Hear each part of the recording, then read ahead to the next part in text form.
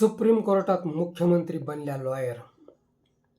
SIRच्या नावाखाली निवडणूक आयोगाला मांडीखाली दाबून केंद्र सरकारने निवडणूक यंत्रणेत महाघोटाळा केल्याचे समोर आले आहे. ते प्रकरण बंगालपुरतेच मर्यादित राहिले नसून महाराष्ट्र, कर्नाटक, बिहार राज्यात याचा सर्वात मोठा फटका विरोधी पक्षांना बसला आहे.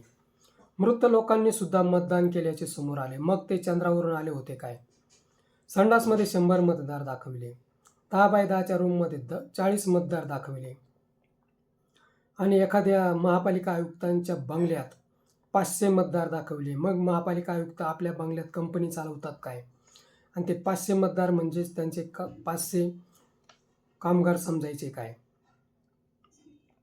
तरी हे सर्व पाहून सुद्धा निवडणूक आयोगाचे डोळे उघडले नाही. हे सर्व बोगस मतदान झाले आहे. निवडणूक आयोग सरकारची तळी उचलत असल्याचे समोर आले आहे. बंगालची निवडणूक जवळ आल्याने ममता दीदींनी वाघिणीचे रूप धारण केले. वकिलाबरोबरच सुप्रीम कोर्टात वकील बनून उभ्या ठाकल्या.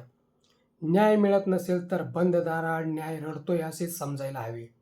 जे काम 2-2 वर्षे चालते ते काम निवडणूक आयोगाची लोक ऑफिसमध्ये बसून 2 महिन्यात उरकतात.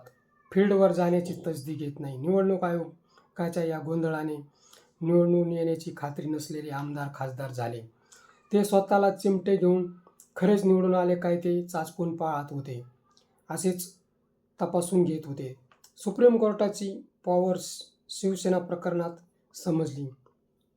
अशा नोटिसांना निवडणूक आयोग किती मनावर घेईल?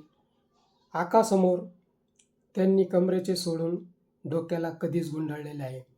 मित्र, हा व्हिडिओ कसा वाटला ते कमेंट बॉक्समध्ये सांगा व ॲक्शन मराठी चॅनलला सबस्क्राईब करा.